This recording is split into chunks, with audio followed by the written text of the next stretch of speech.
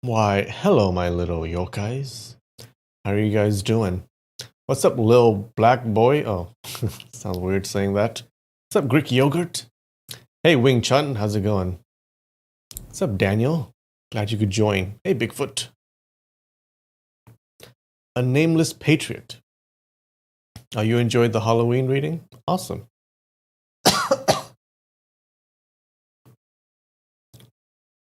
Isaac. So Isaac. Hey, Shrew.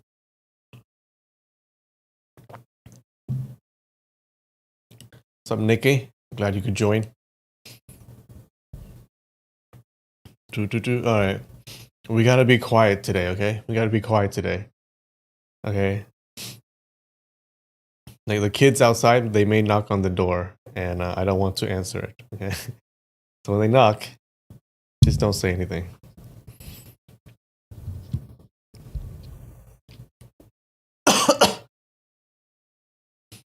Hopefully they don't. Hey, happy Halloween! Hopefully they don't interrupt us.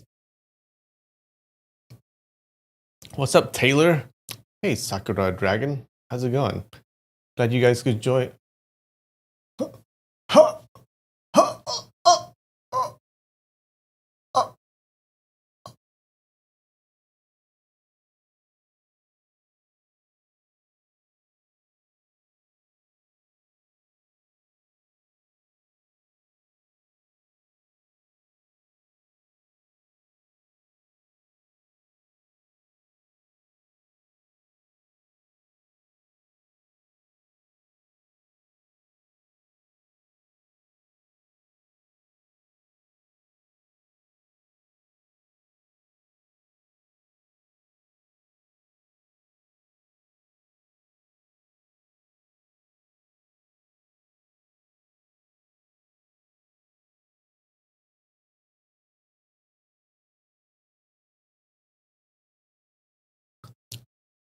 So, anyways, no, I did that. All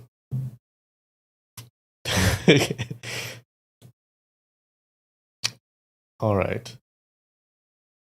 Your birthday is coming soon. Awesome, Daniel. November 10th. Great. All right, let's get into it really quick, okay? All right, we do the Africa quiz, and what did I get last time? Does anyone remember? Was it 65%? Something like that?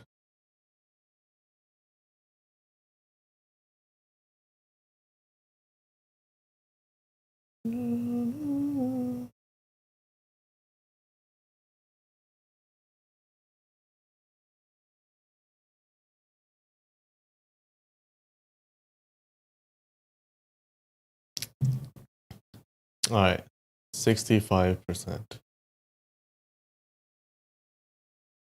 We're gonna get 66% today. All right, I can feel it.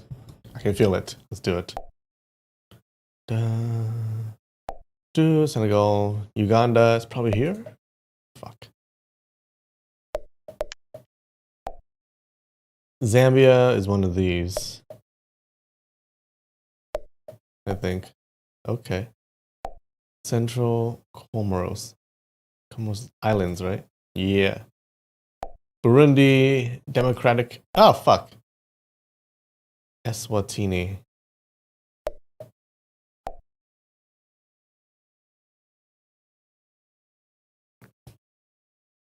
Cameroon should be. Guinea-Bissau is here. Tunisia is here. Namibia is one of these. Liberia. Here. Niger should be here. Somalia is here. This one, Ghana. Togo's next to it. Seychelles here. Congo. I am doing pretty well. Oh my god. Eritrea. Ivory Coast. Mali is here. Chad. This must be Mozambique, right? Oh, Mauritania!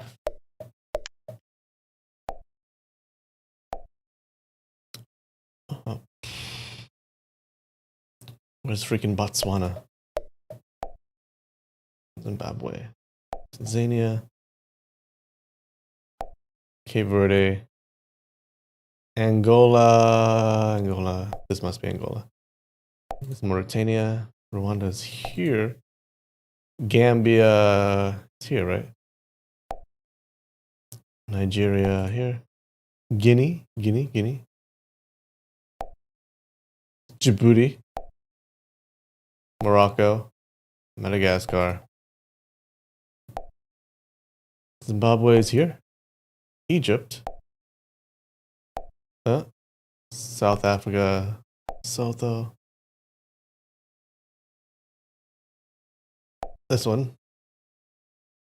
Malawi must be this one. Kenya here. Libya here. Sierra Leone. Ethiopia. Mauritius. Oof.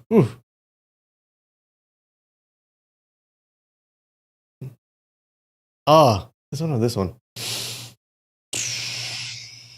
Oh, I feel like it's this one. Ah, no! Oh, wait. What? Oh. Sudan, Gabon. Oh my god! Let's go!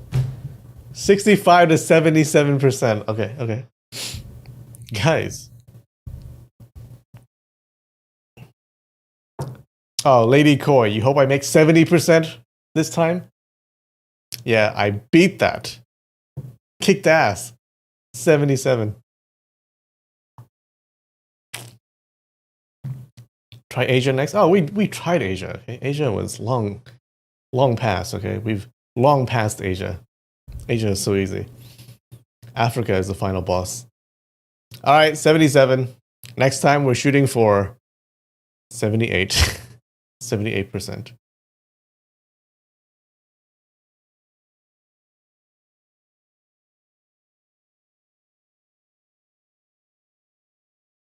Have I been hanging out with really smart people lately? Yeah. I've been hanging out with me, myself, and I. All right.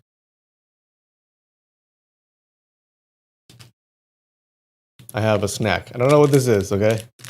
It says bourbon. Seems like some kind of cracker, but we shall see.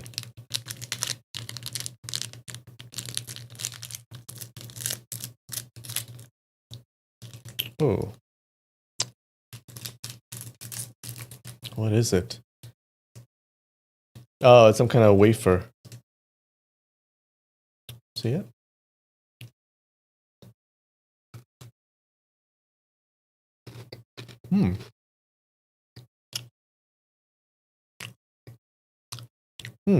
Cream filled.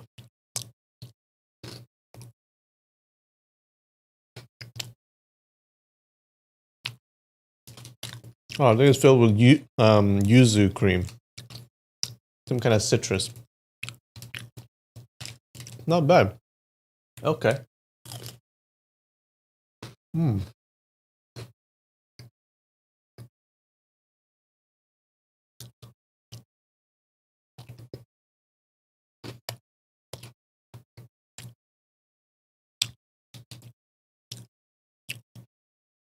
So it's a wafer filled with yuzu cream.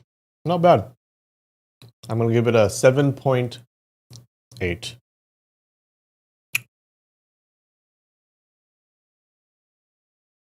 I look like the bard in a dream that tells you how to get back out of the nightmare. Okay.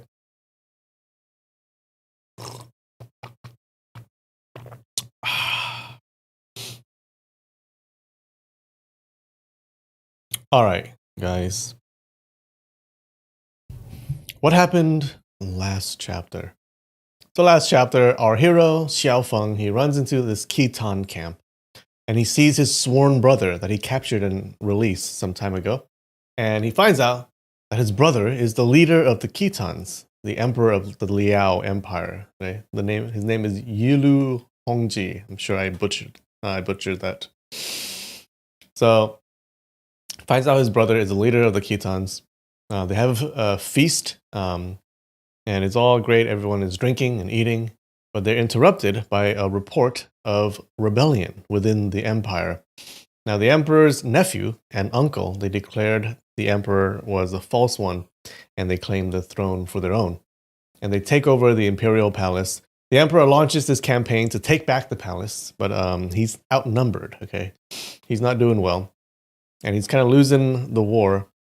The emperor's nephew is called the Prince of Chu, and he leads some troops to destroy the emperor. The Prince of Chu orders some troops to bring out the family members of the emperor's soldiers and threaten to kill them, making the emperor lose half of his army because his soldiers just run, half of his soldiers run all the way to the other side. So he's probably gonna lose. The day before the final battle, Xiao Feng talks to Azi, and she says that the reason that she attacked, well, at first she's very sad that she thinks it's her fault that caused him to be in this state. Yeah, that caused him to, to go to the Khitans and then befriend the emperor, and now he's gonna die along with the emperor, right? So she's all sad, and she says the reason that she attacked Xiao Feng back then, long ago, was so that he couldn't leave her. Okay, so it looks like she's kind of falling for him. Hopefully he isn't falling for her, but we shall see. All right, there you go.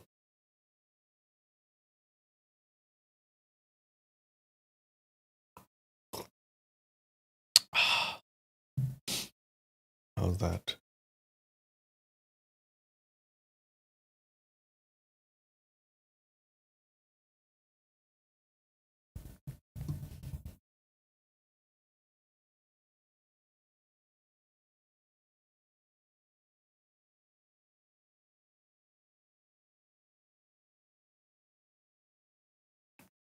All right, chapter 27, part 2.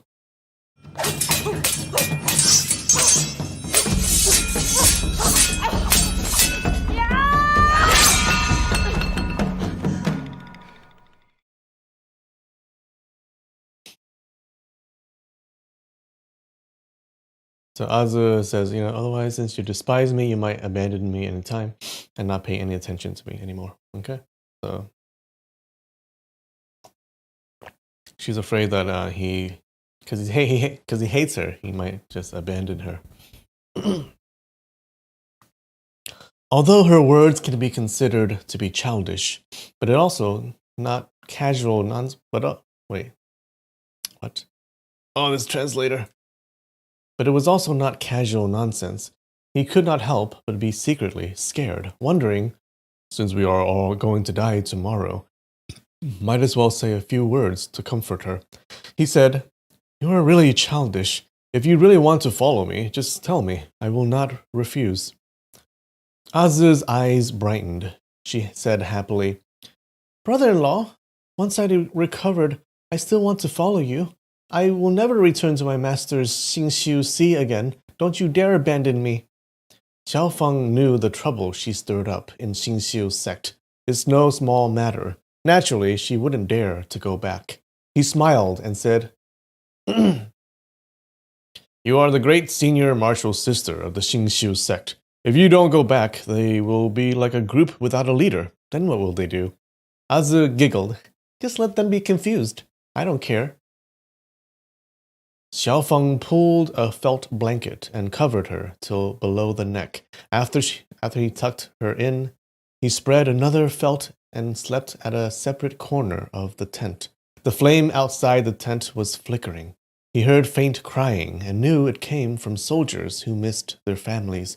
Everyone knew they would not survive tomorrow. They would not survive tomorrow's encounter, but they are loyal to the emperor and refused to betray him. Xiao Feng woke up early in the morning. He asked the room attendant to prepare the horses and to take care of Azu, knowing his end is near. He ate 1 pound of mutton and drank 3 pounds of wine. He walked to the hillside. It was still dark at this time. Not long after, the sun rose from the east. The bugle call from within the stockade. Clanking sounds were heard as the men donned their armor and took up their weapons. Troops set off from the stockade and guarded the various strategic points. Xiao Feng looked into the distance from his high ground. East, south, southeast. The rebel troops came gushing in from all three sides. White mist blanketed the distance. He couldn't even see the end of the rebel troops' formation.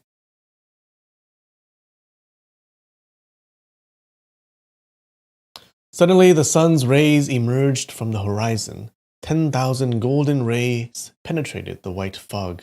The mist slowly dispersed, revealing the troops hidden by the mist. Suddenly, the drums rolled, and 2 yellow flag troops came galloping out, followed closely by the royal emperor's uncle and the Prince of Chu.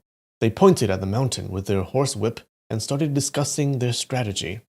Yulu Hongji led his guards and stood by the hillside. Seeing such a scenario, he was furious. He took a bow and arrow from one of his guards, drew the bow, and shot towards the Prince of Chu. Watching from the mountaintop, it may seem they are not separated far apart, but in fact, the distance was several times the range of the arrow. The arrow did not even reach halfway before running out of power and dropped down. The Prince of Chu laughed and shouted, "Hongji, you usurped my father's throne and spent a lot of time as a fake emperor. It's time to abdicate the throne. Surrender quickly. My father will spare your life, and he will also pretend to be benevolent and confer you as the royal emperor's nephew." How does that sound? These few words were obviously meant to insult Hongji for pretending to be benevolent by making Yulu Zhongyuan the royal emperor uncle. Hongji was furious. "Shameless traitor, still flaunting and trying to win the dispute." The Chancellor of Northern Chancellery shouted, "Subordinate is willing to die for your disgrace. Your Majesty has always shown great kindness to me, and today is the day I repay you. I will lead 3,000 troops. We will shout in unison and rush down from the hill." The 3,000 troops were all warriors from the Khitan capital. They were ready to fight to the death. One of them was equivalent to 10 men. They shouted and rushed ahead. Immediately, the enemy was forced to retreat a few li. The Prince of Chu waved his command flag. Tens of thousands of cavalry surrounded the troops, their spears and sabers at the ready. Their war cries shook the heavens and the earth. Flesh and blood flew in all directions. The 3,000 troops were gradually killed off. Eventually, all of them were killed. The Chancellor of the Northern Chancellery killed several more people before committing suicide. Hongji, generals, ministers, and Xiao Feng could see all the action from the mountaintop, but they were powerless to save him. All of them shed long tears for the display of loyalty by the Chancellor of the Northern Chancellery.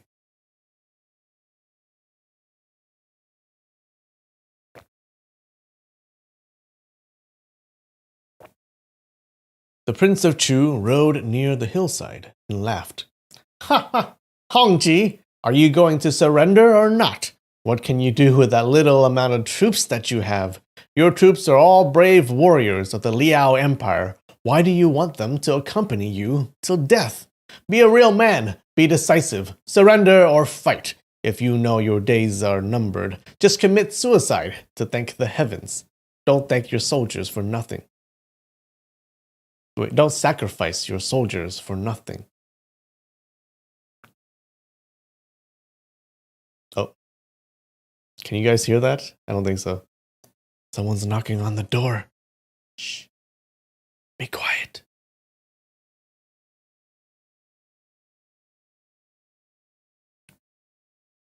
I don't have candy for kids. I only have candy for myself.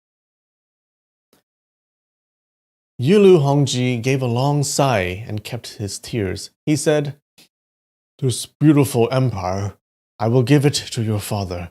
You are right. We are first cousins, linked by flesh and blood. Why should I not sacrifice the lives of our Khitan warriors?" No. I should not sacrifice the lives of our Khitan warriors. As he said this, he raised his saber and directed it towards his neck. Xiaofang stretched his arms and seized the saber. He said, "Brother, if you are an honorable hero, you should die fighting in the battlefield. How can you die by committing suicide?" Hongji sighed. "Brothers, these soldiers followed me for such a long time. I will die for sure, but I cannot bear to see them lose their life for me." The Prince of Chu shouted, "Hongji, you still delay in committing suicide?" He pointed his horsewhip directly at Hongji's face, his expression arrogant to the extreme.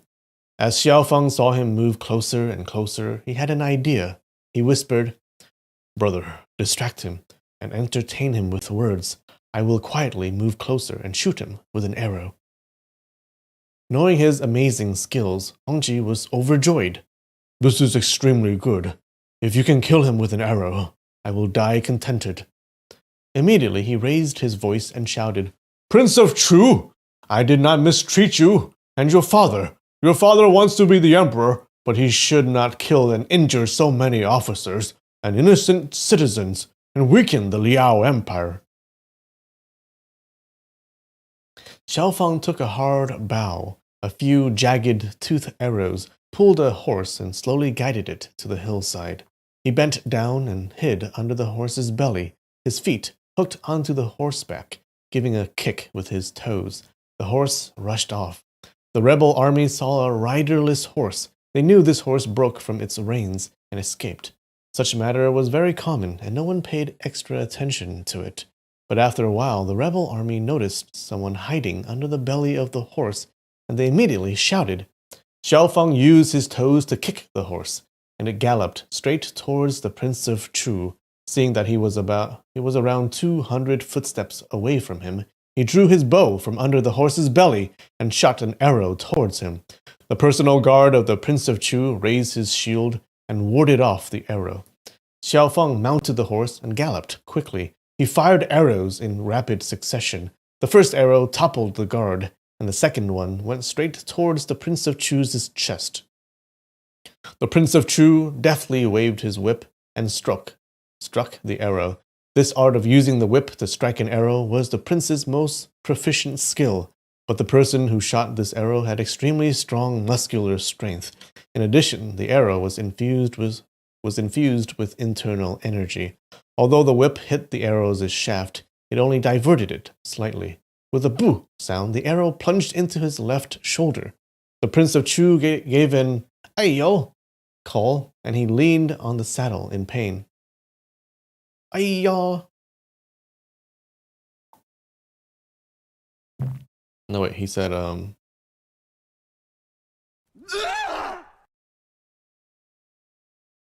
Xiaofang's arrow arrived again. This time the distance was even closer. The arrow entered his left side and penetrated out of his chest.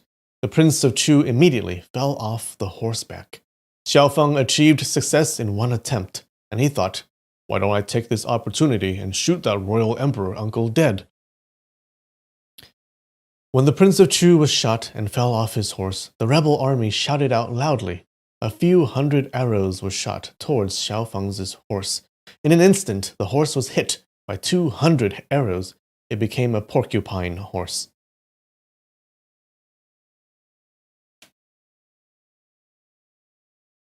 Xiaofang rolled on the ground and slid below a horse ridden by an officer. He executed his cotton softness skill. Immediately, from under the horse's belly, he slid to the underside of another horse. He rolled on the ground and slid to the underside of yet another horse.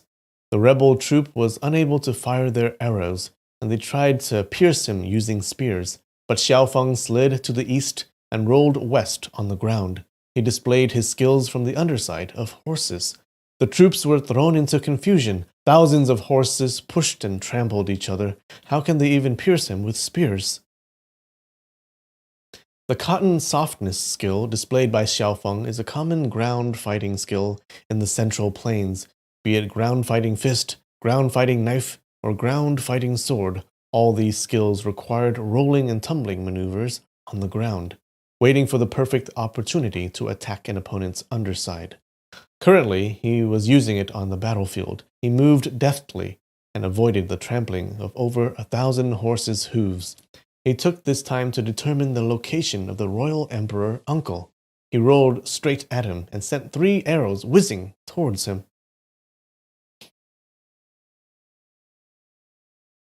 Bells for the horse. Hey, Katie, nice of you to join. All right, bells for the horse.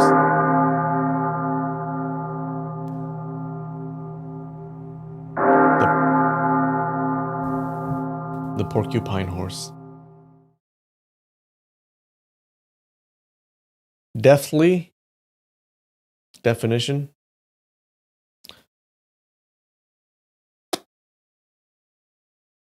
Deftly. I think it's where is it?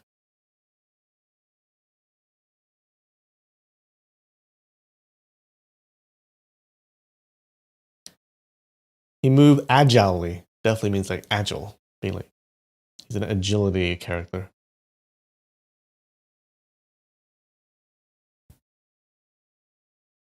In a way that is neatly skillful and quick in movement. That's agile, right? Yeah. I think that counts.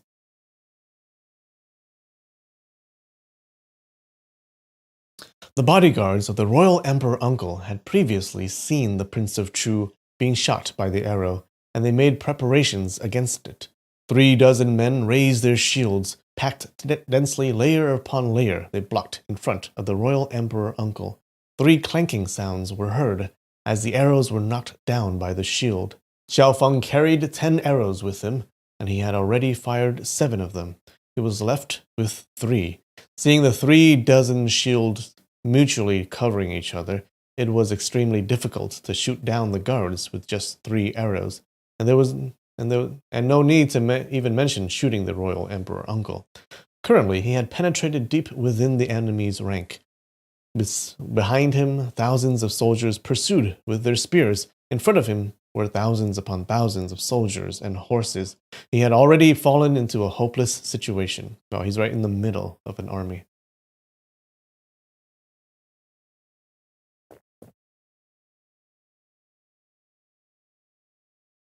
Last time, when he fought the martial artists of the Central Plains alone, the opposing side only had around 100 martial artists, and it was already perilous to the extreme.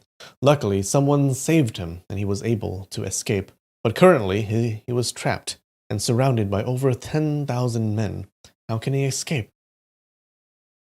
The situation was desperate, and he can only risk his life and go all out.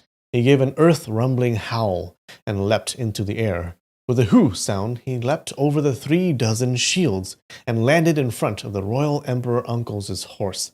The royal emperor uncle got a huge shock. He raised his whip and struck it towards Xiao Feng's face. Xiao Feng slanted his body and leapt again. He landed on the royal emperor uncle's horse saddle. His left hand seized the back of the royal emperor uncle and lifted him high up in the air. He shouted, "Do you want to live or die? Ask everyone to put down their weaponry." The royal emperor uncle was scared stiff. The words did not register in him. The hustle and bustle among the rebel troops was deafening. Thousands of soldiers drew and raised their bow, pointing it at Xiao Feng. But with the royal emperor uncle in his hand, nobody dared to act rashly. Cheers to me for filling in the words the translator forgot. I'm trying to, in real time, fill in the words and change the tenses. This translator keeps switching tenses. What the hell? Xiao Feng gathered energy into his dantian and shouted, "The royal emperor's orders! All soldiers lay down your weapon and listen to his edict. The emperor is gracious. He will pardon all soldiers. No one will be held accountable." His few words overshadowed the disturbance made by over 10,000 troops. More than half of the 10,000 soldiers in front and behind the mountain heard him clearly. Xiao Feng had experience in such matters, as he was betrayed by members of the Beggars clan. He understood the thoughts of rebels. Once adversity was over, the most important thing was to exempt all crimes. He only needed to guarantee that he would forget past grievances and not pursue the matter. The rebels' will to fight back will then disappear. At this moment, the rebel army had overwhelming numbers. Yulu Hongji only had around 70 to 80,000 troops. It was a miserable minority against an overwhelming majority. Definitely not a match against the rebel army. The situation was critical, and he did not have time to consult Hongji, and thus he said those few words to make the rebels stop worrying. Once the words transmitted across the battlefield, the clamor of the rebels quieted down immediately. They looked at each other. Everyone was apprehensive and undecided. Xiao Feng knew the situation was dangerous. If one person from the rebel army voiced out his refusal, countless men would blindly follow, and the situation would change radically. The situation really did not allow for a moment of delay.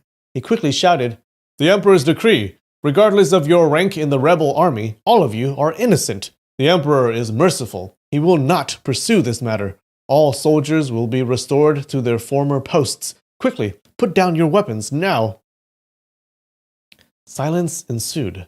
Suddenly, there was a few clank-clank sounds, and several men threw down their spears. This sound was infectious. Immediately, the clank-clank sounds grew louder, as over half of the soldiers threw down their weapons. The remaining soldiers that held on to their weapons were still hesitating. Xiao Feng lifted the royal emperor uncle high up in the air with his left arm, and his horse moved slowly up the mountain. None of the rebels dared to block him. Wherever his horse went, the crowd would part and allow a path through. Xiao Feng rode his horse and arrived halfway up the hill.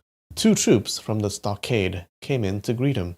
Drums beat, and music could be heard from the mountain peak. Xiao Feng said, "Royal Emperor Uncle, order your subordinate to surrender and throw down their weapons.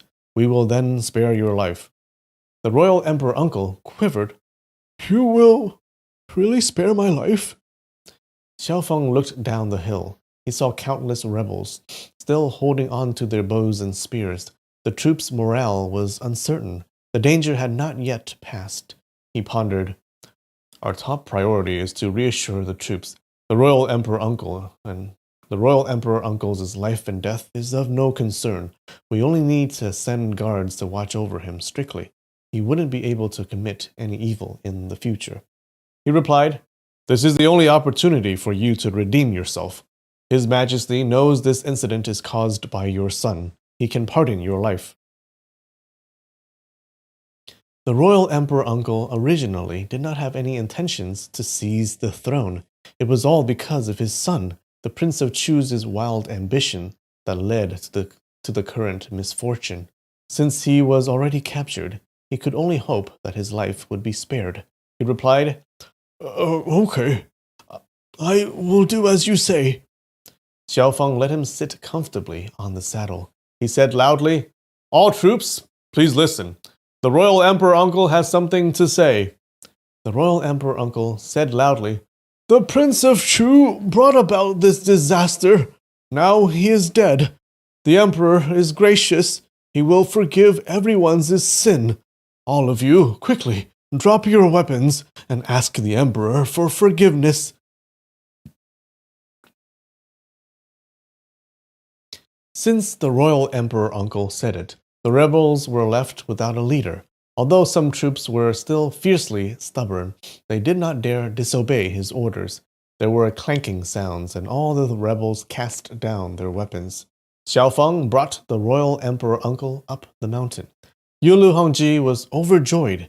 It was as if he was dreaming. He quickly rushed beside Xiao Feng, holding both his hands. He said, Brother, elder brother's country, I will share it with you together." He was in a very agitated state. Tears flowed freely. The Royal Emperor Uncle knelt on the ground and said, "The dissident asks your majesty for forgiveness and seek your majesty's pity." Yulu Hongji was in an extremely good mood. He said to Xiao Feng, "Brother, what is your opinion?" Xiao Feng replied, "The rebels have overwhelming numbers. The priority now is to stabilize the troops' morale. I beseech your majesty to pardon your uncle, so that everyone can set their minds at ease." Yulu Hongji smiled and said, "Good, good. I will do as you say. I will do as you say." He turned towards the Lord of the Northern Chancellery and said, "Pass down the imperial edict. Xiao Feng is conferred as the Prince of Chu. His official rank is the Lord of the Southern Chancellery. He will lead the rebel army and return back to the capital." Oh, he's a big time government official now, eh? Xiao Feng had a huge shock. He killed the Prince of Chu, captured the royal emperor uncle, all to save his brother's life. He did not covet after prestige or official rank. Yulu Hongji conferred such a high rank on him, and he was momentarily at a loss. He did not know what to say. The Lord of the Northern Chancellery cupped his hands and said to Xiao Feng, "Congratulations! Congratulations! The noble title of the Prince of Chu has never been conferred on non-royals. Lord Xiao, quickly, thank the Emperor." Xiao Feng said to Hongji, "Brother, today's matter is all due to your great fortune. The enemy's soldiers lost their spirit, and we were able to calm the rebels down. I only contributed a little. Well, come on, you kind of won the battle. It's not something praiseworthy. Moreover, I do not know how to be an official, and I don't want to be one. I beseech, brother, to withdraw your order." Yulu Hongji gave a laugh, stretched out his right hand to hug his shoulder, and said, "No, the title of the Prince of Chu and the official rank of the Lord of the Southern Chancellery, this is the highest position in my Liao Empire. If brother still think it's insufficient, and still refuses to submit to me, then I can only give up the throne and pass it to you." Xiao Feng was shocked. He thought, in his joyous state, brother can get carried away and not know what he is saying. Everything is still a mess. We have to settle things quickly and not hesitate to prevent any disaster from happening. He knelt down and said, "Subordinate Xiao Feng receives your order. I thank your majesty for bestowing kindness upon me."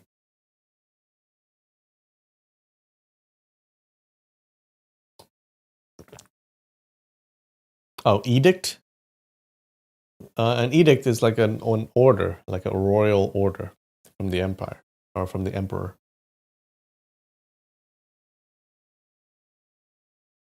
Edict. An official order or proclamation issued by a person in authority.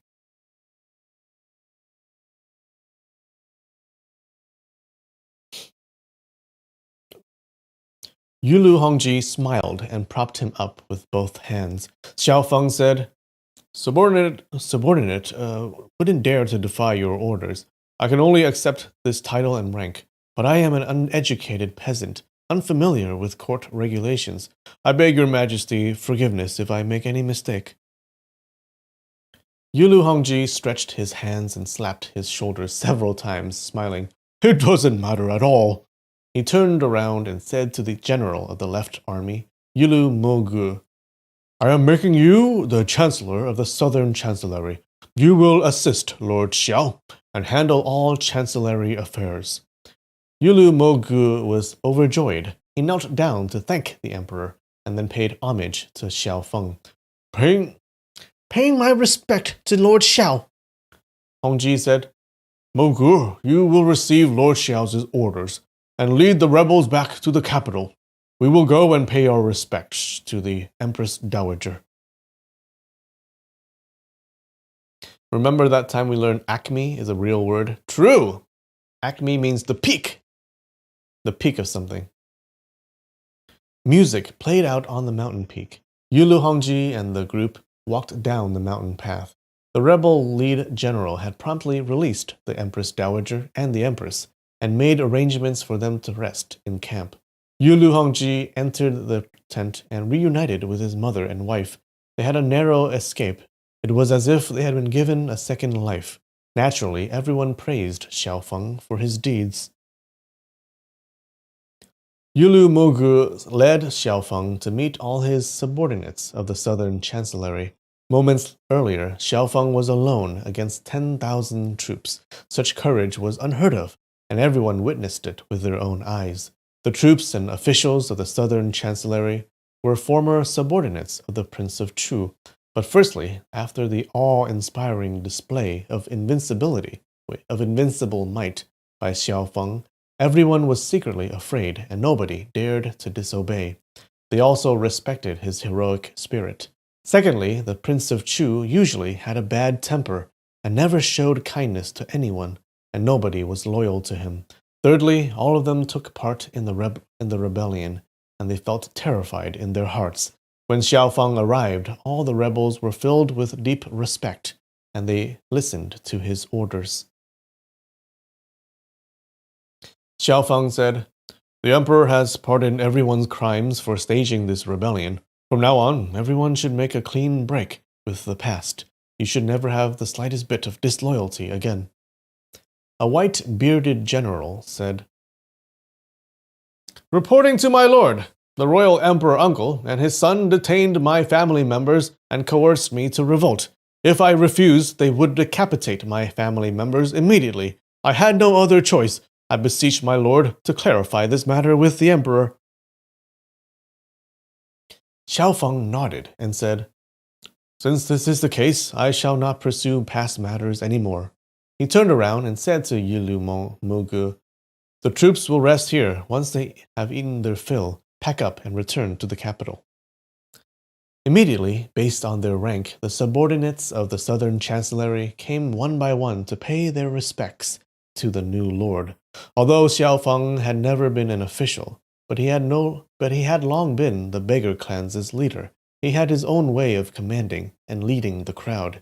In fact, there was not much difference in leading the beggar clan members or the Khitan warriors. The only difference was that the Liao army had their own set of rules and norms. Xiaofeng was careful to remember it, and he also had the assistance of Yulu Mogu, and thus everything went perfectly. Beseech? Beseech means, I beg of you. He begs. "I beg my lord to clarify this matter with the emperor."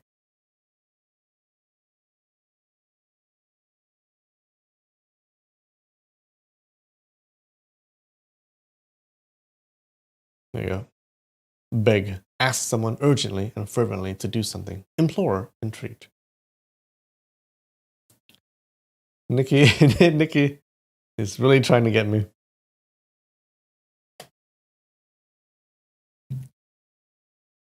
Oh! Shh, shh, shh. Another knock at the door. Shh, shh. Don't say anything. You're not getting my candy, kids.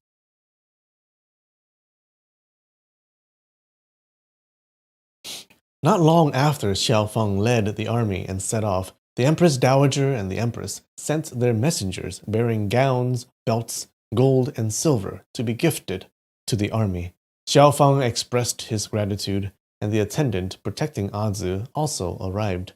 She was wearing a silk gown and riding a gallant horse, both gifted by the Empress Dowager. Xiaofeng saw her small body was wrapped in that large gown. Half her face was obscured by the gown's collar, and he could not help but find it funny. Azu did not personally witness Xiaofeng killing the Prince of Chu with an arrow or capture the royal emperor uncle alive. She only heard it from the attendants. When recounting past events, people tend to spice up the story and make it more dramatic. And thus, Xiaofeng's achievements became even more miraculous by 3 notches. As Azu saw him, she complained, "Brother-in-law, you achieved such great feats. Why didn't you tell me? Otherwise, I would have stood by the hillside and looked at you kill them all. Wouldn't I be happier? You even made me worried for half a day." Xiaofeng said, "I was lucky to claim such credits. How would I know in advance? You start saying childish words once we meet." Azu said, "Brother-in-law, come over here." Xiaofeng approached her. He saw her pale face glowing with excitement, complemented by the beautiful gown she was wearing. She looked like a baby doll. She looked bony yet cute, and he could not help but laugh.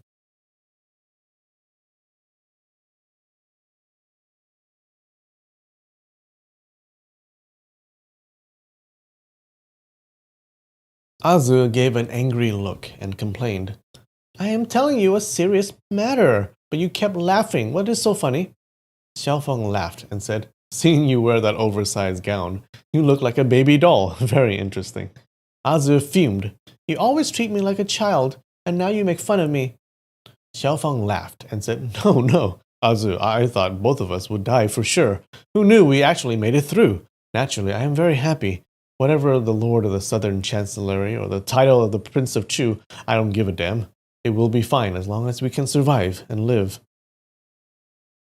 She's still the worst? True. I still don't like her. I would never like her.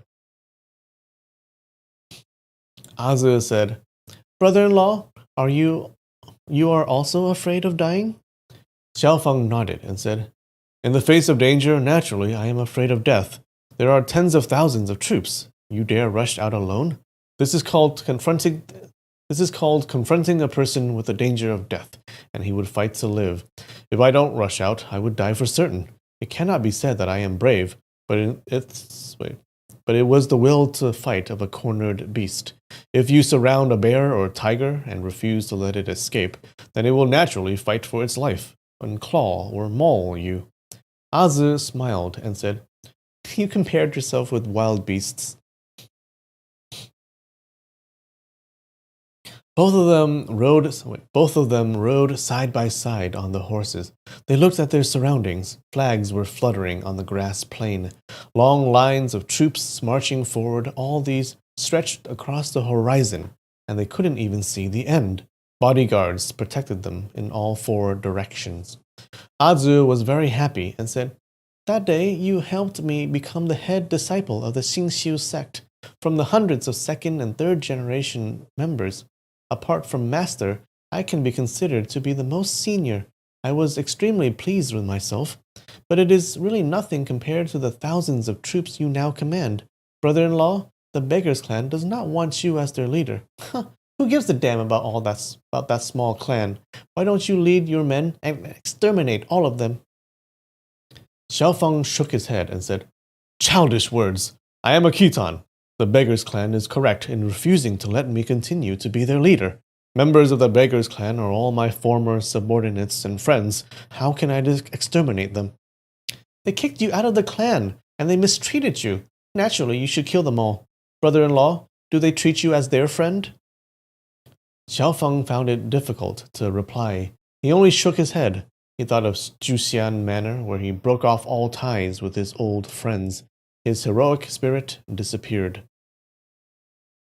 Azu was again questioned. If they know that you have become the lord of the southern chancellery of the Liao Empire, and they suddenly became remorseful and asked you to become their clan leader again, would you agree? Xiaofeng gave a slight smile and said, The heroes of the great song treats all Khitans as wicked villains, who committed all sorts of extreme atrocities. The higher my official position, the more they hate me. Azu said, Peh! What gives a damn? They hate you, but we can also hate them. Xiaofeng looked south into the distance.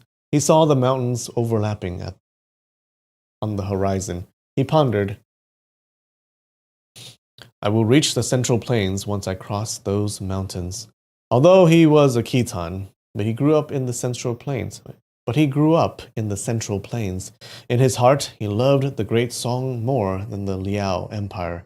If the Beggars clan let him become a member without any official duty, an empty pouch disciple, he would feel more at ease than becoming the lord of the southern chancellery. Azu said, Brother-in-law, the emperor is really smart. He made you the lord of the southern chancellery. In the future, when the Liao Empire fights a war, you will lead the troops and be victorious in every battle. You only need to burst into the enemy ranks and kill the enemy marshal. The troops will then throw down all their weapons and surrender. Wouldn't the battle be won? Xiao Feng laughed. The subordinates of the royal emperor uncle are soldiers of the Liao Empire. They have always followed the orders of the emperor. Thus, when the Prince of Chu died and the royal emperor uncle got captured, everyone surrendered. It will be different if two countries are at war. If you kill the marshal, there will still be a deputy marshal. Kill the main general, and there will still be other generals. The battle will be fought to the last man. My single effort will be powerless in such a situation.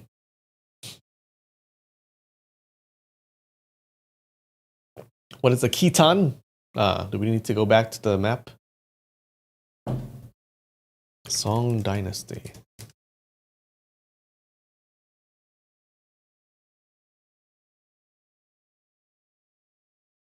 So this is China proper. This is the Song Dynasty. Yeah. This is Song China. And this is the Liao Empire. So the Liao Empire are ethnically Khitan. So it's a different ethnic group. When he speaks of the Central Plains, that is the Han ethnic group. Yeah, true. Yeah, so the Central Plains is China proper.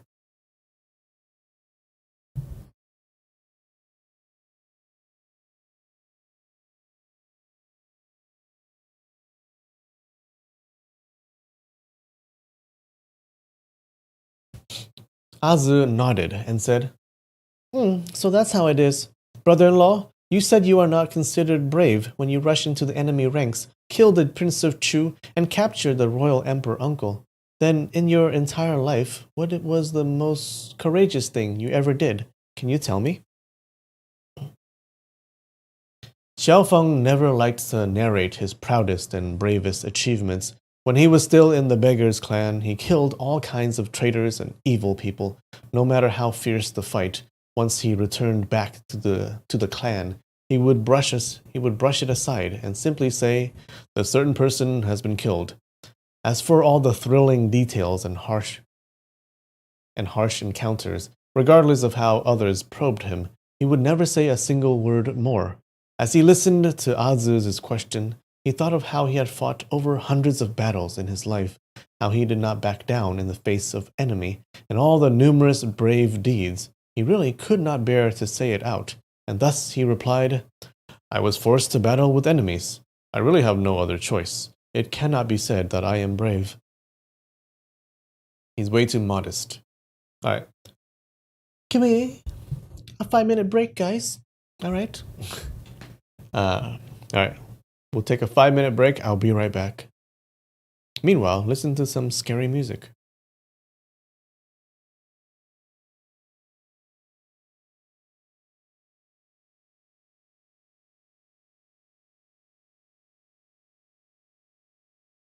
And we back.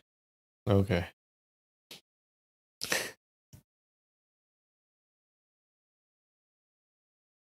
All right. Continuing on. Azu and Xiaofeng are talking.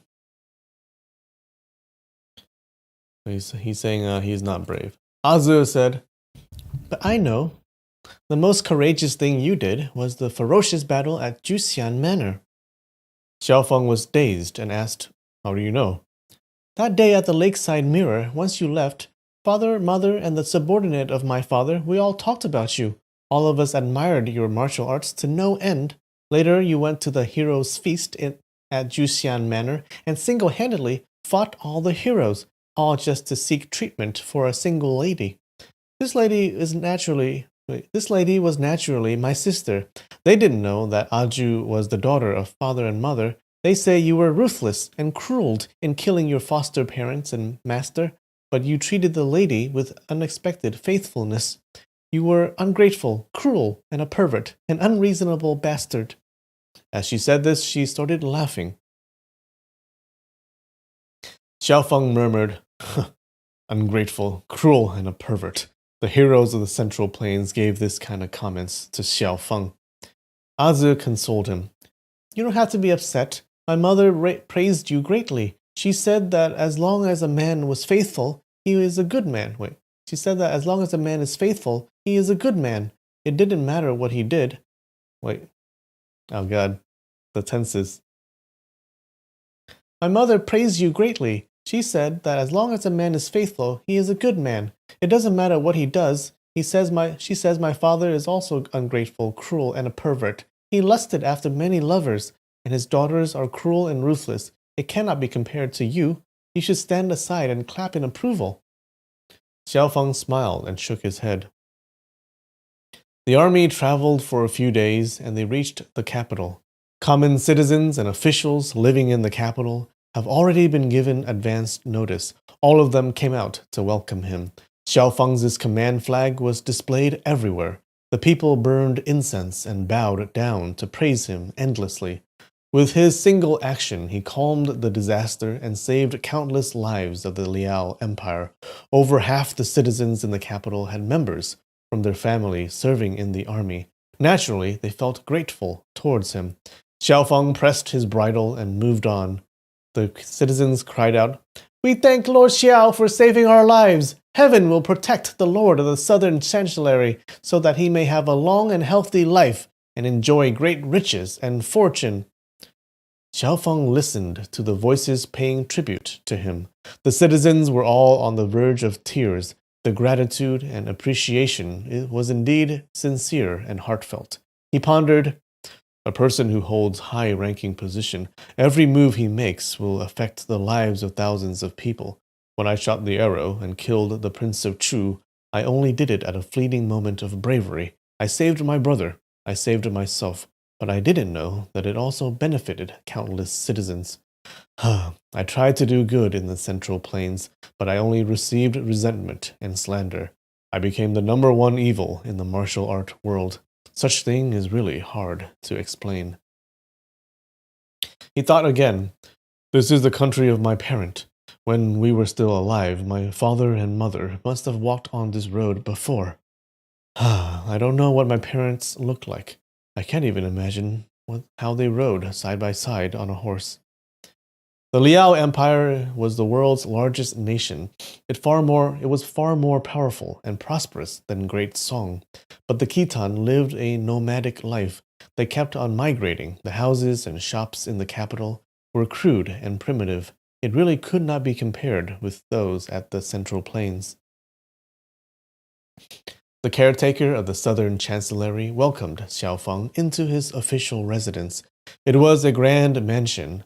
The furnishings were unusually grand and splendid. Xiao Feng lived a life of poverty. How would he even get a chance to live in such a mansion? As he walked one time around the mansion, he felt uncomfortable. He ordered his subordinates to erect 2 tents in the army barracks. He and Azi each occupied 1 tent. Their everyday life was simple, just like former times. On the 3rd day, Yulu Hongji, the Empress Dowager, the Empress, concubines, princess, and the captured family members of the army all returned to the capital. The royal emperor uncle was too ashamed of his deeds and committed suicide along the way. Hongji also kept his promise. He did not pursue the crimes of the rebels. He only executed 20 chief culprits under the Prince of Chu, who instigated the rebellion. A grand feast was held in the palace for 3 days to reward the troops who remained loyal and fought at the stockade. Xiao Feng became the number 1 hero at the feast. Yulu Hongji, the Empress Dowager, the Empress, concubines, and princess all bestowed gifts. In addition to the gifts by the government officials and army officers, the gifts piled as high as a mountain. What's up, Dawn? Thank you so much. I appreciate it. You come for the stories, but stay for the voice acting. Happy Halloween. Happy Halloween to you too. Once the reward was complete, Xiao Feng returned to the Southern Chancellery to supervise affairs. Dozens of tribe chiefs in the Liao Empire all came to pay their respects. The Crow tribe, Morality tribe, North tribe, South tribe, Shiwei tribe, Ancient Plum tribe, Five Nation, Wula, etc., followed by army officers under the command of the Empress, Great Tranquil Palace, Eternal Happiness Palace, Accumulation Palace, Prosperous Palace, and various officers from other palaces. The Liao Empire was made up of 59 countries. The Tuyuhun, Turkey, Tungut, Shatuo, Persia, Dashi, Uyghur, Tibet, Gaochang, Korea, Yuchu, Dunrul, all these countries had their envoys in the capital. Once they learned that Xiao Feng carried the most weight and had the highest authority over the armed forces, they all came bearing rare gifts to curry favors with him. Xiao Feng had to meet guests and subordinates every day. All he saw was endless treasures, and all he ever heard was fabricated flattery and praises. He was kept occupied for over a month, and Yulu Hongji summoned him to the main palace and said, "Brother, your official post is the Lord of the Southern Chancellery. You have to be based in Nanjing and wait for opportunity to conquer the Central Plains. As your brother, I do not wish to part with you, but in order to establish an outstanding empire that lasts for thousands of generations, it's best if you lead your troops and head down south as soon as possible." Oh, he wants him to conquer the Central Plains? Uh-oh. Xiao Feng heard the emperor order him to lead an expedition to conquer the south, and he was startled. He said, "Your Majesty, this south expedition is an important matter. It's an extremely serious affair. Xiao Feng is only one man. The troops are not ready for this task." Yulu Hongji laughed. "Our empire recently met a misfortune. We need time to recuperate our troops. The Great Song is currently governed by their Empress Dowager, and they rely heavily on Sima Guang to manage state affairs. There is no weakness to take advantage of. We cannot conquer the south at this moment. Brother, once you are at Nanjing, you have to constantly keep the matter of annexing the Song in your mind. We will only move in when there is internal dispute. If you notice any turn of events, lead all your troops and conquer south. If there is nothing wrong with their internal affairs, and we forcefully invade, we will waste much effort and reap less benefits." Xiao Feng replied, "Yes, it should be the way." Chongji said, "But how do we know if the Song is being governed properly, or if the citizens are really willing to submit?" Xiao Feng said, "Your Majesty, please enlighten me." Hongji laughed and said, "This has always been the norm. Use gold and silver to bribe spies. The South people are greedy. There are many despicable and shameless people. Order your chancellor to spare no expense. In giving treasure, bribe as many people as you can." Xiao Feng accepted the orders and left the palace. His heart was troubled. He had always been associated with heroes and brave men. The martial world was dark and dangerous. He had seen plenty of schemes that involved setting ambushes and putting poison. These schemes were straightforward and direct in killing people, but he had never tried to use gold and silver in bribing people. Besides, although he was a citizen of the Liao Empire, but he grew up in the southern Song, the emperor gave him the mission to conquer the Song, but he was extremely reluctant to carry it out. He pondered, Brother made me the lord of the Southern Chancellery. It's his way of showing how he valued our brotherhood. If I resign from my post now, I will fail to live up to his great kindness and damage our brotherly ties. I should go to Nanjing first and wait for a year or so. I will then ask for resignation. If by then he does not approve, I will simply slip away and escape. There is nothing he can do to hold me back."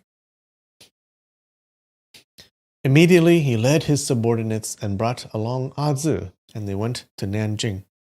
The Nanjing of the Liao Empire was also known as Beijing in modern times. At that time it was known as Yanjing, also known as Youdo, the capital of You province. After Shi Jingtang declared himself the emperor, he gained the full support of the Liao Empire. Shi Jingtang then ceded 16 prefectures to Liao as repayment.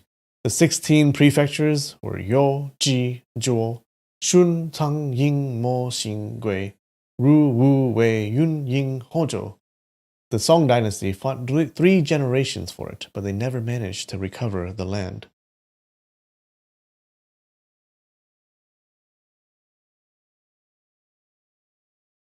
Oh, remember this map? So this was when the Song dynasty was at its peak. Yeah. So Liao went down like they conquered like half of Song.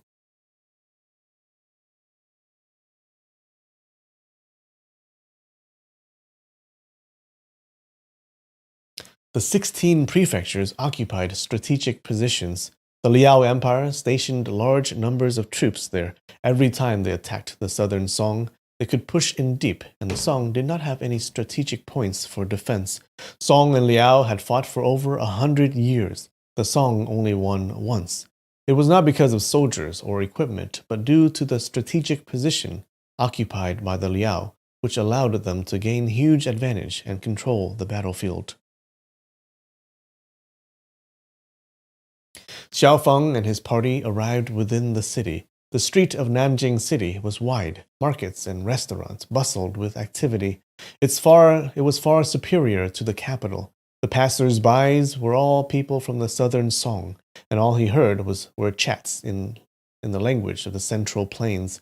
It was as if he returned back to the Central Plains. Both Xiao Feng and Azu liked it very much. The next day they dressed simply and blended with the crowd. They toured and explored the markets and streets. The city, Yanjing or Nanjing, spanned 36 li. There were a total of 8 gates. To the east is the safe Eastern Gate and Winter Jasmine Gate. South is the Rising Sun Gate and the Red Phoenix Gate. West was the illustrious West Gate and Tranquil Gate. North, the Connecting Heaven Gate and Encircle Vibration Gate. The reason why the North Gates are known as Connecting Heaven and Encircle Vibration was to signify unshakable allegiance to Liao, to obey the decree of the emperor. The residence of the Lord of the Southern Chancellery was southwest of the city. Xiao Feng and Azu explored the city for half a day, but there were endless city squares, shrines, temples, government offices, and they could not possibly finish exploring them all in such a short time.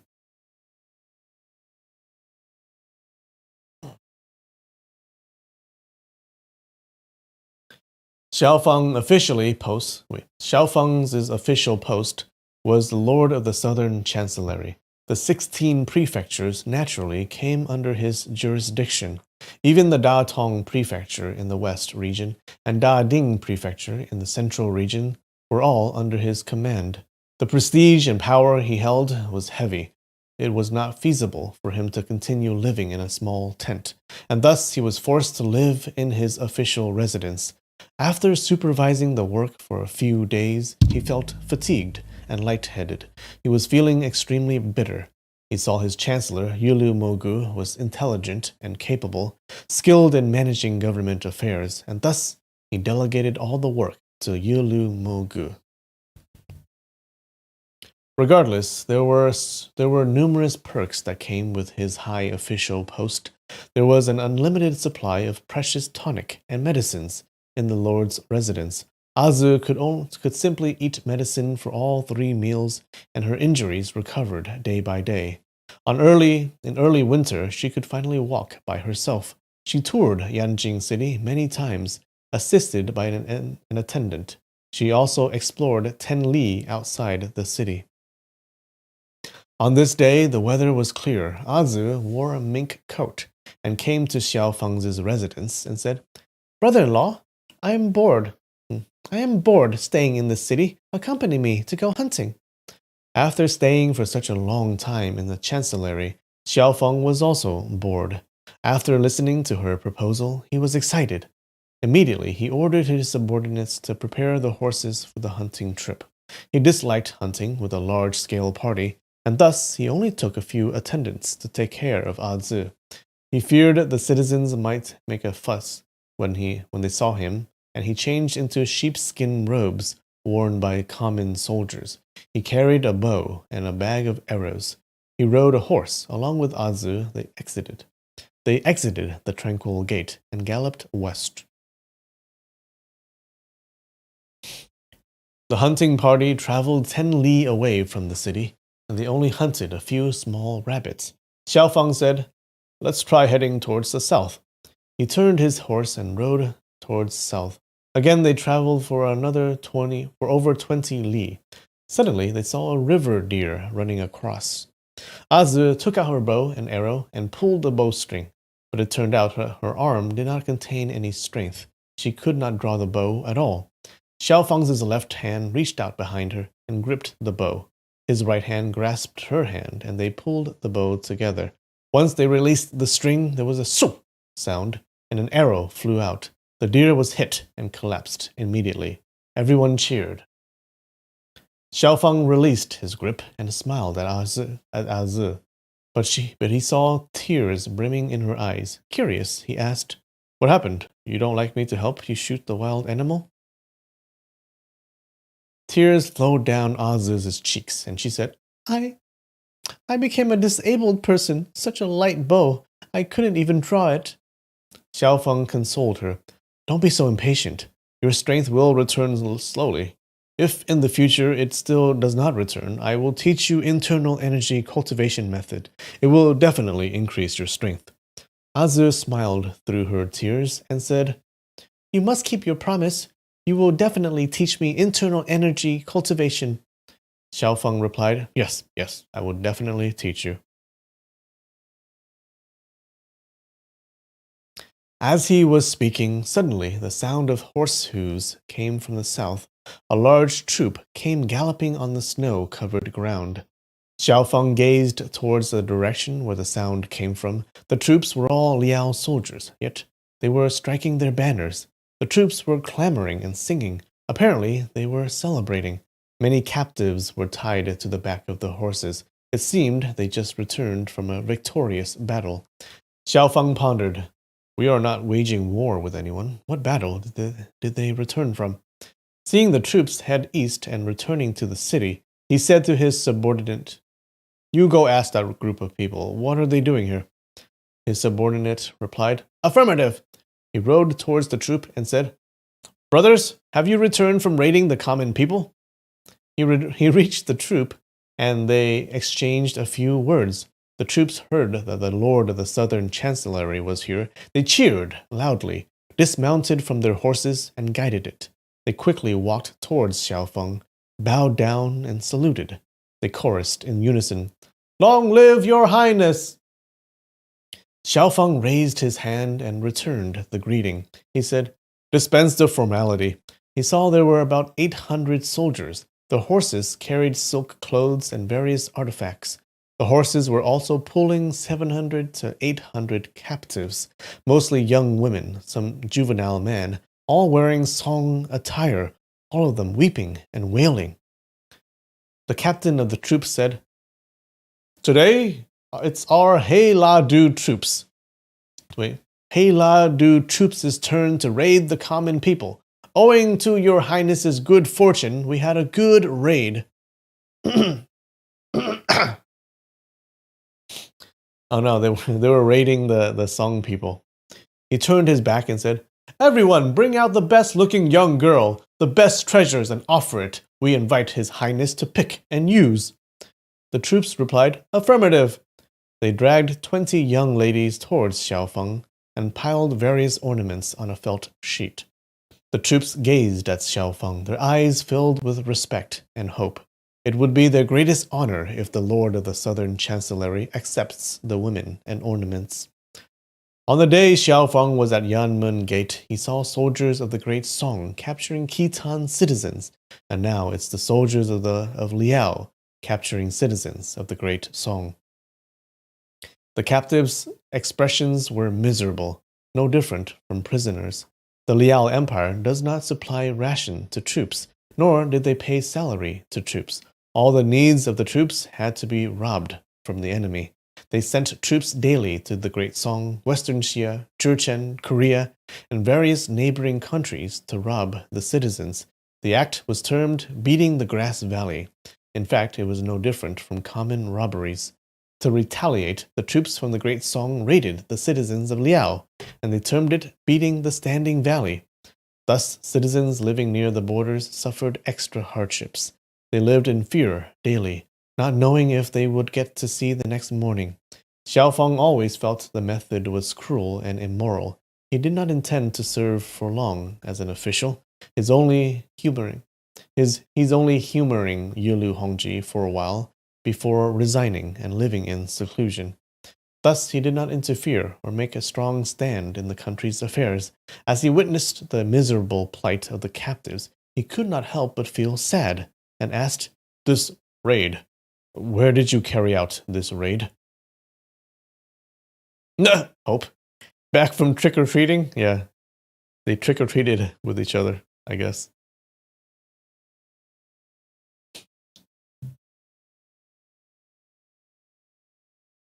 The captain said respectfully, "Reporting to your highness, we raided outside the Zhou region, near the borders of the Great Song.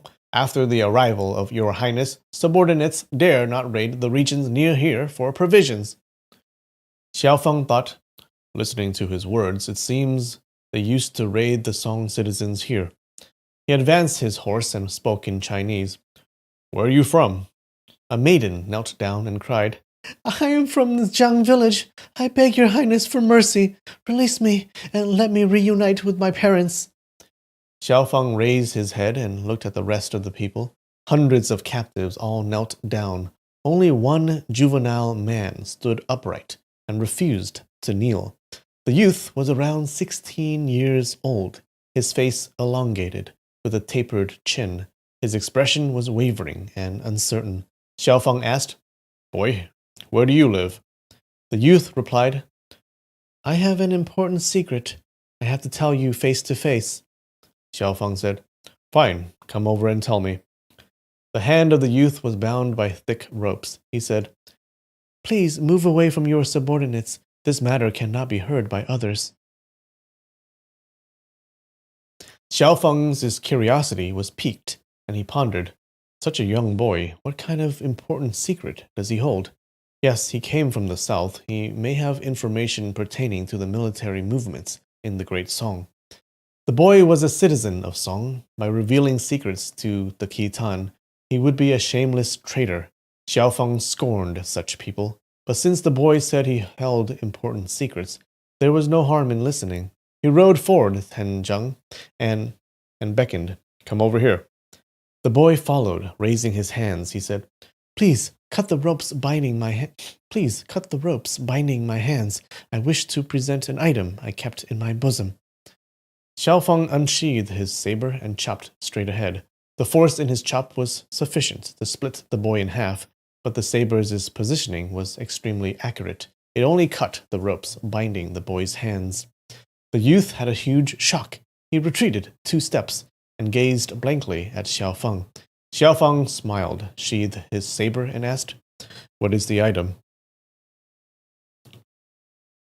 The youth stuck his hands into his bosom, felt the item, and said, "You will know once you see it."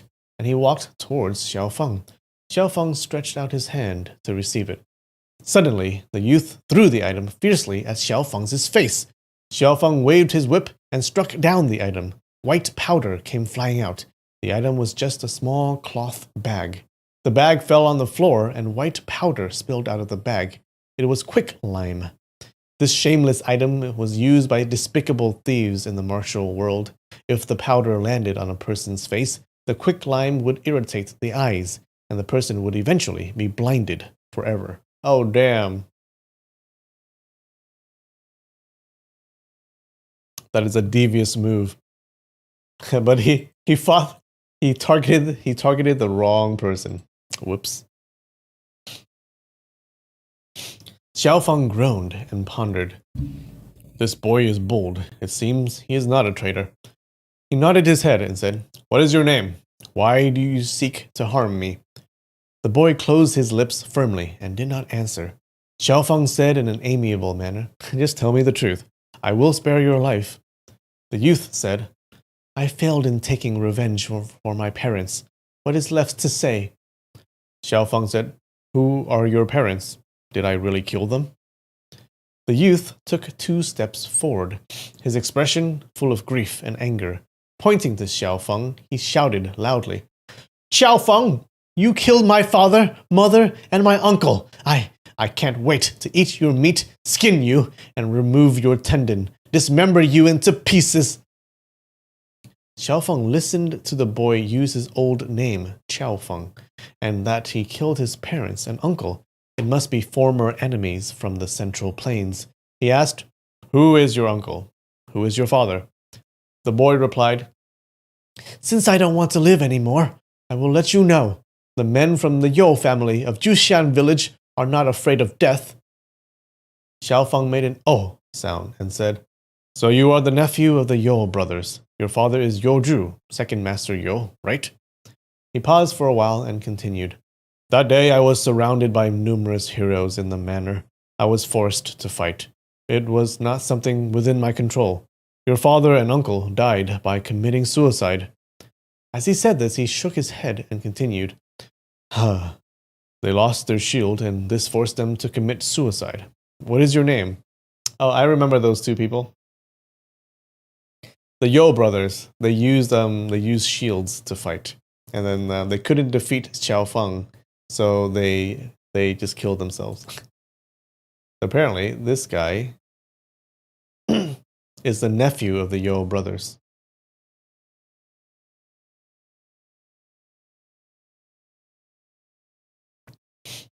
The boy straightened his body and said loudly, "I am called Yo Tanju. I don't need you to kill me. I will follow my uncle and father. I will follow my uncle and father's good example." His right hand reached into his trouser and took out a short knife. He plunged it at his chest. Xiaofeng waved his whip, wrapped it around the knife, and seized it. Yo Tanju was furious and shouted, "I am not even allowed to commit suicide? You damnable Liao dog! Aren't you too vicious?" At this moment, Azu had reached Xiaofeng's side. She shouted, "You little punk!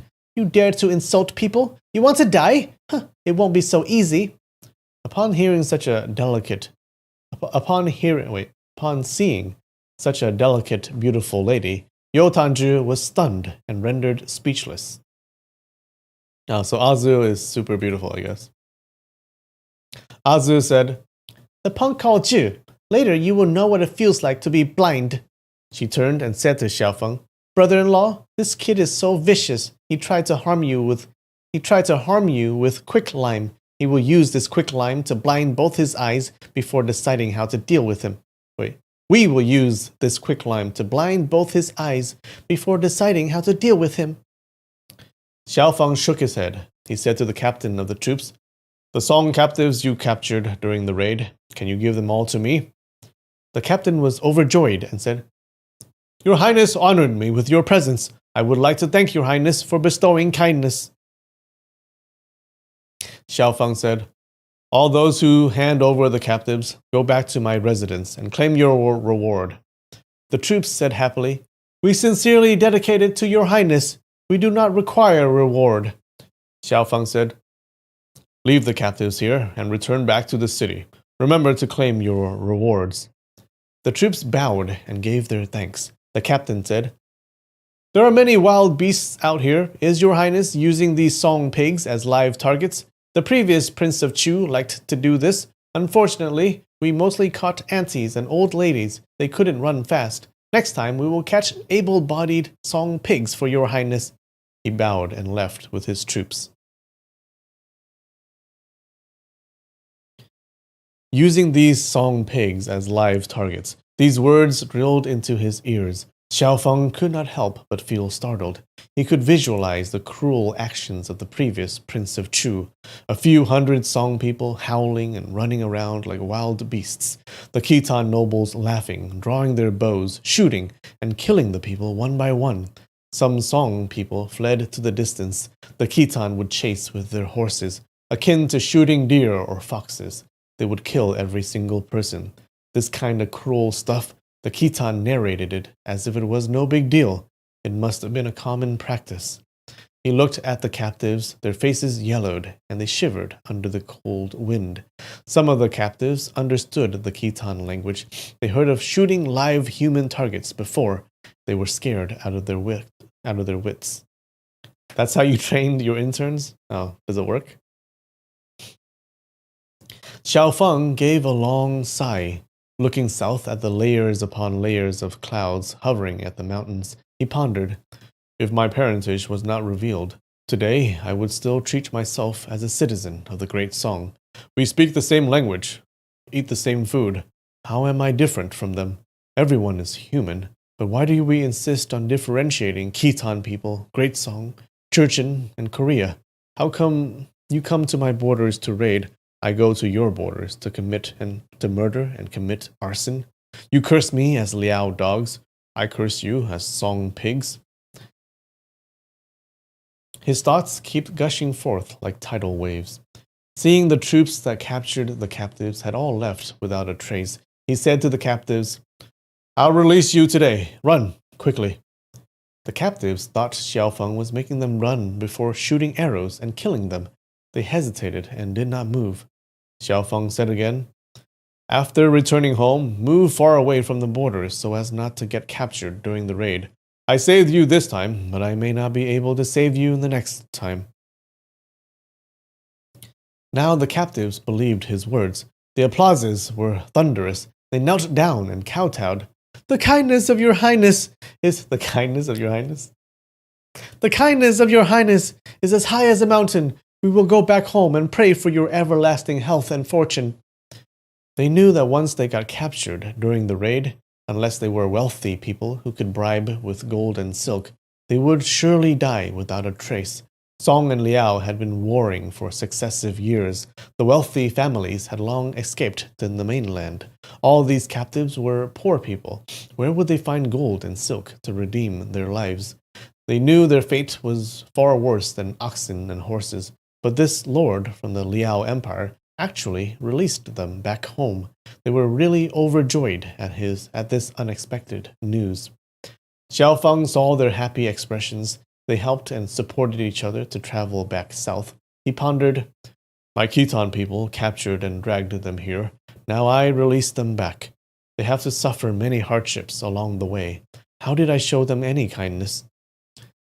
The captives gradually walked far away, but Yo Tanzhi was still standing upright. Xiaofeng said, Why aren't you leaving? You are returning to the Central Plains. Do you have enough money? He stretched his hand into his bosom, wanting to give him some gold or silver, but he did not carry any money. But as he felt around, he retrieved a small oilcloth bag. Xiaofeng's heart soured. Contained in this oilcloth bag was a Sanskrit version of the Tendon Changing Sutra. It was stolen by Aju from the Shaolin Temple, and she insisted that he kept it. Now she was dead, but the sutra was still around. How is it not sad? How is it not sad? He promptly kept the oilcloth bag back into his bosom and said, I don't have any valuables with me now. If you need money, you can follow me back to the city. Yo Tanzhi said loudly, The one surnamed Qiao. Kill me if you want. Cut this act. Why disgrace me further with these schemes? Even if I die of poverty, how can I even take a single cent from you? Xiaofeng thought his words were correct. He did cause his father's death. There's a saying that one cannot live under the same sky as one's enemy. This hatred could not be eliminated. It was pointless to argue further. He replied, I won't kill you. If you want revenge, you are welcome to try any time. Azu said, Brother-in-law, you can't release him. This kid wouldn't use proper skills when dueling you. He will only use contemptible, dirty tricks. You need to destroy the source of trouble so as to avoid further disaster. Xiaofeng shook his head. Difficulties are everywhere in the martial world. Every step is perilous, but I survive them all. This young man won't be able to harm me. That day I angered his uncle and father into committing suicide, although it was unintentional, but I will always owe this blood debt. Why harm the nephew of the Yo brothers? As he said this, his enthusiasm dulled, and he said, Let's just go back. There's nothing much to hunt today. Azu pouted and thought, I just had a great idea to torment this boy. It's really interesting, but you insist on releasing him. Once I returned to the city, what is left to play? But she dared not defy Xiao Feng's words. She turned her horse and followed Xiao Feng back. After traveling for a few zhang, she turned her head back and said, "Boy, go back and practice your martial arts for 100 years before you seek revenge for my brother-in-law." She gave a girlish smile, cracked her whip, and galloped off quickly.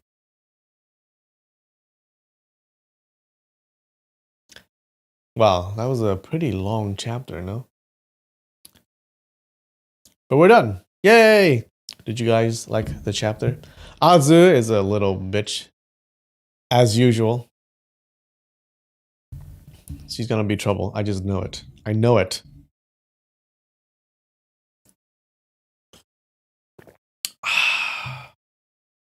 Dum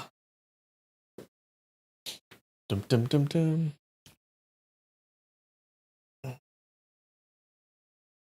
All right, so it looks like Xiao Feng, even though he's like a huge government official, he's gonna try to sneak away soon. Yeah, he's not about that life, guys. Peepzilla, thank you so much. I appreciate it. Is that a peach?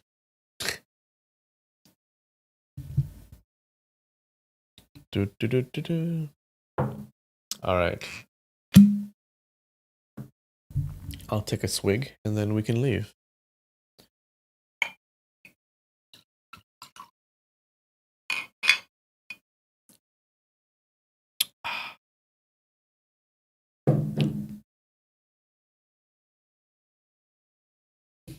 Gulp down all of it?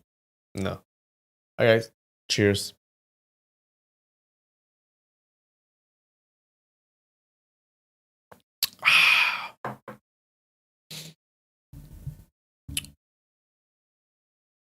All right.